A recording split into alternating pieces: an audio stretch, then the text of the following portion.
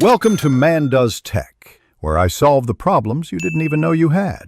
You start by preparing a focus scene, remove unnecessary lights, and set a clear focal point so the viewer's eye travels.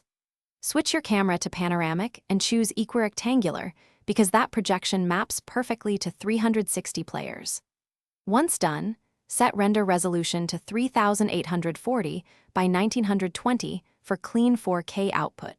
Make sure your render engine balances noise control versus render time. You'll also position geometry at least a few meters from the camera to avoid distortion. This minimizes seams when stitched.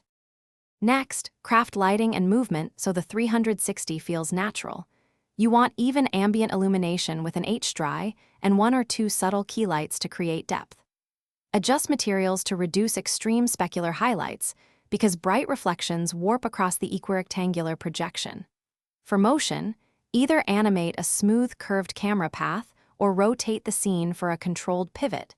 This prevents jitter in the viewer. Once you preview an animated sequence in the viewport, refine easing and sample settings to cut noise while keeping motion smooth.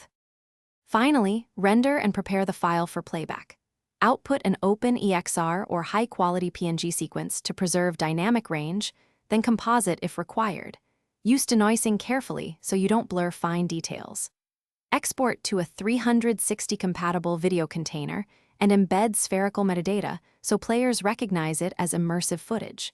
If playback shows visible seams or compression artifacts, recheck camera clipping and render samples. Then re-export with less compression. If colors look off, apply final color grading on the linear EXR before.